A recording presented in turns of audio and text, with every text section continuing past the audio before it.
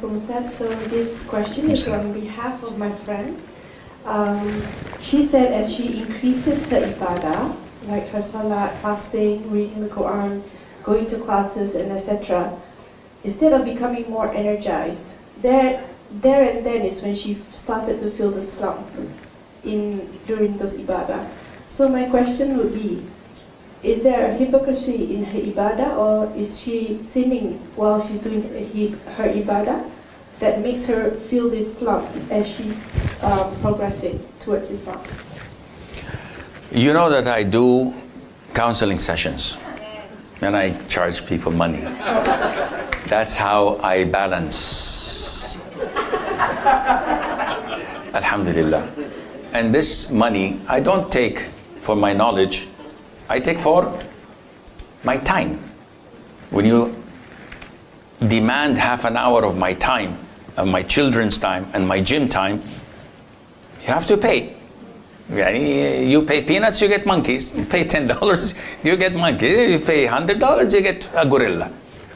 Anyhow, in my counseling sessions, I tell people, why do you have depression? Why do you have anxiety? Why do you have OCD? Why do you have whispers? People don't go to the basics. Okay, enlighten us. I'm gonna give you some of my secrets of my trade, but inshallah, it's all for the good. Someone who's 60 or 70 years of age, how many pages does he have in his resume, his CV? 5, 10, 20 with the training sessions and so maybe.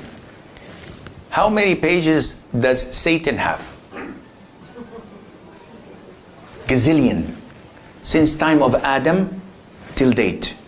He knows every thought that crosses your mind.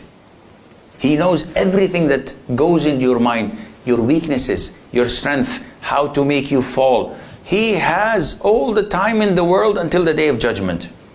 His only mission and vision in life, to get you on board in hellfire. Simple as that. Agree? How does he do that? He does it through whispers. So don't ever think for a second that you're saved, or that you can have it made without any whispers. No one on earth lives without shaitan's whispering to him. And these whispers increase as long as you increase getting closer to Allah.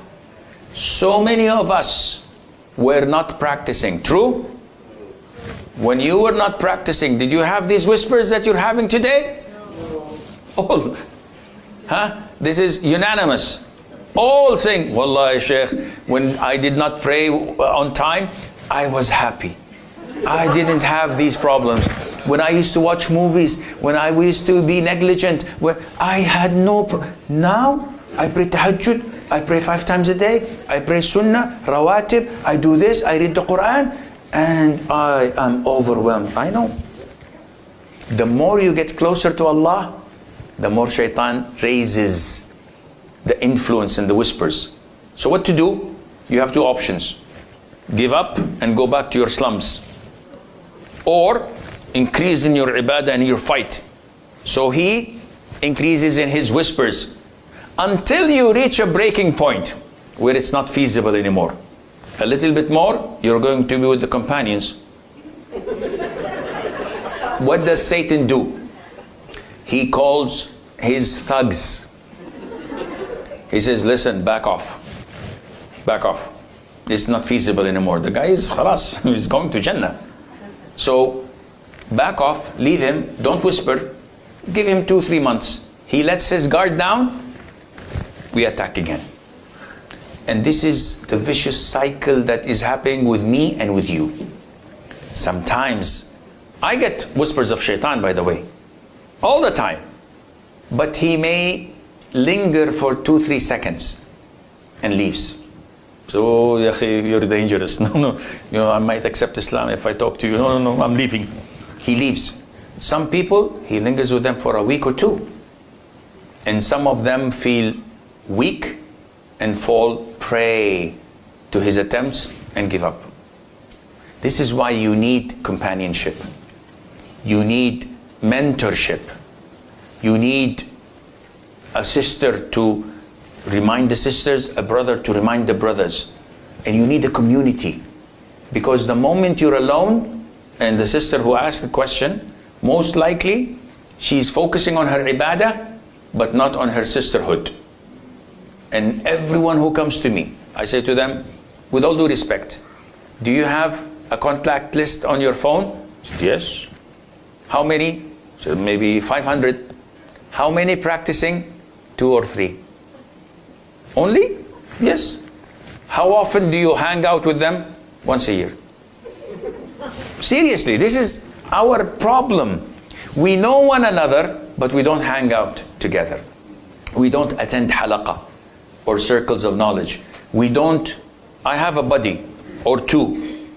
Okay, every couple of months, let's go for Umrah.